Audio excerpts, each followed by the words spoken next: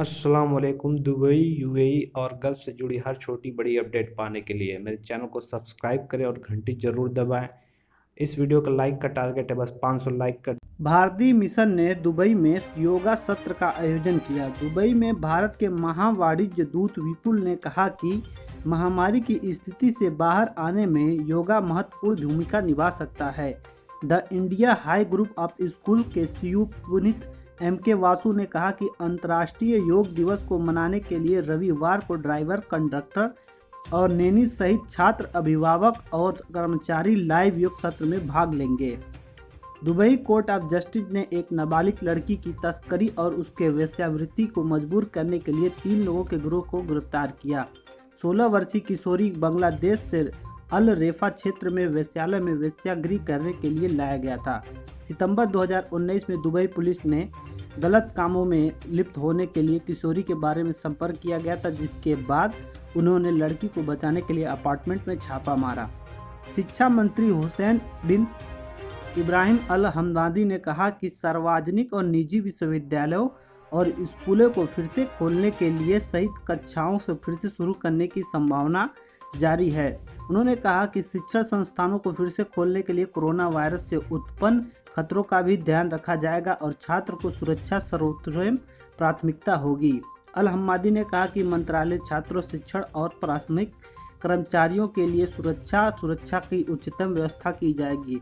बच्चे face mask पहनकर school में आएंगे। वह सुबह की उपस्थिति से पहले अपना ताप यानी टेम्परेचर जांच करवाएंगे। संपर्क में आए बिना खेल खेलेंगे, यानी कि वो ऐसा खेल खेलेंगे जो कि एक दूसरे को टच न कर सकें।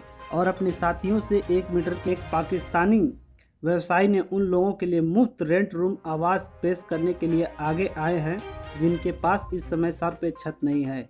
यूएई के सभी निवासियों की देखभाल के लिए यूएई के नेतृत्व में चल रहे प्रयासों से प्रेरित होकर दुबई में राव होल्डिंग एलसीसी के सीईओ अली राव ने बेरोजगार पुरुष, युवक, कुंवारे और श्रमिकों को मुफ्त शेयर आवास की पेश कर रहे हैं जिनके पास रहने की जगह नहीं है। वर्तमान में राव के पास 100 आवास की क्षमता है जो कि उन लोगों को प्रदान करना चाहते हैं जो घर का किराया नहीं दे सकते हैं। राव ने बताया, उन्हें हमने पहले भी ऐसे 25 दुबई के अल क्वेज, जेबर अली, मुहासना के इलाके में फैले हुए इन आवासों में रह रहे हैं। वह दुबई में एक प्रमुख चैरिटी के साथ मिलकर काम कर रहे हैं।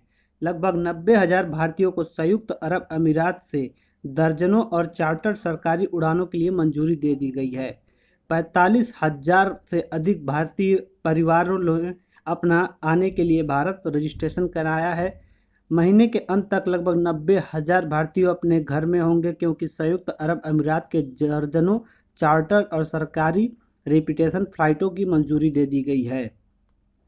यूएई की कंपनियों को कल्याण समूह चार्टर्ड योजना के तहत केरल मुस्लिम करचल ने पिछले हफ्ते कुछ उड़ानों की संख्या में बढ़ोतरी की है। अगले 10 दिनों में 80 से अधिक चार्टर्ड उड़ानें और कम से कम 35 उड़ानें सरकारी होंगी जो वंदे भारत मिशन के तहत या सलाम इंडिया मिशन के तहत आएंगी। भारत, यूएई और ईरान के परमाणु स्थलों के बारे में आईईए ने कहा कि मसौदा प्रस्ताव अपनाने का स्वागत किया। यूएई ने फ्रांस, जर्मनी और यूनाइटेड किंगडम द्वारा प्रस्तुत मसौदा प्रस्ताव को अपनाने का स्वागत किया। अंतर्राष्ट्रीय परमाणु ऊर्जा एजेंसी के बोर्ड ऑफ गवर्नर्स ने ईरान को पूरी तरह से एजेंसी के साथ सहयोग करने में बिना देरी के अपनी मांगों को पूरा करने का आह्वान किया। तेहरान के परमाणु स्थलों तक तत्काल पहुंचना होगा। अबू धाबी में साइकिलिंग से पहल की शुरुआत की गई ताकि निरीक्षकों को भीड़-भाड़ इलाके की जल्दी और आसानी से निगरानी करने में सक्षम बनाया जा सके ताकि दुकानों के मालिकों को कोविड-19 के एहतियाती उपायों का पालन करना सिखा सके। अबू धाबी के आर्थिक विकास विभाग ने बताया कि उसने प्रतिबंधात्मक उपायों के बारे में जागरूकता बढ़ाने के लिए कोविड-19 को प्रसार को रोकने के लिए एक निगरानी कार्यों में तेजी लाने के उद्देश्य से साइकिल की गश्ती की पहल की शुरुआत की है। यूएई और इराक के अल नूरी मस्जिद का पुनर्निर्माण के लिए जिम्मेदारी ली।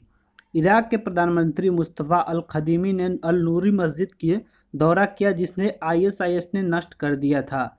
यूएई की सहायता से फिर से इसे बनाया जाएगा। आईएसआईएस द्वारा अल नूरी मस्जिद को इसके झुकाव वाले अल हदबा मीनार को उड़ाने के 3 साल बाद इराक और यूएई की 12वीं शताब्दी के स्मारक को पुनर्निर्माण करने के लिए अपनी प्रतिबद्धता की पुष्टि की। यूएई ने पुनर्निर्माण के लिए विशेषता और सहायता प्रदान करने के लिए अल नूरी मस्जिद को हदबा मीनार के बहाल करने के लिए 50 मिलियन देगा। दुबई एक्सपो की ज़रूरतों को पूरा करने के लिए आरटीए द्वारा नया बस डिपो खोला गया है।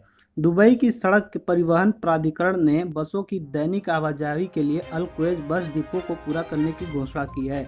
नई सुविधा जो जेबल अली, अल खनवीज, अल रवैया, अल अवेयर, अल क्वैस बस डिपो को पूरा करेगी। पूरे दुबई में 24 मार्गों पर बसों का संचालन किया जाएगा।